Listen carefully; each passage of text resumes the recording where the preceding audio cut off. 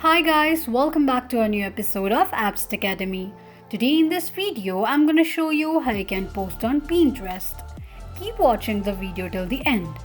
To post on Pinterest, firstly go ahead and launch open your Pinterest application. The home page of Pinterest application will appear on the screen. Click on Saved option at the bottom right corner of the page. Tap on plus icon and from the pop-up tap on Pin. Allow Pinterest to access to your photos and medias on your device by tapping on Allow.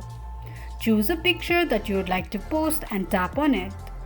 Enter title for your post, its description, link, pick a board, tag your topics and click on Create.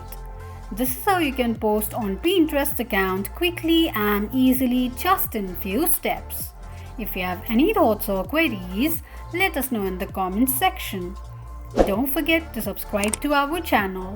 Also press the notification bell icon so that YouTube will notify you whenever we post a new video. I hope this video was helpful to you.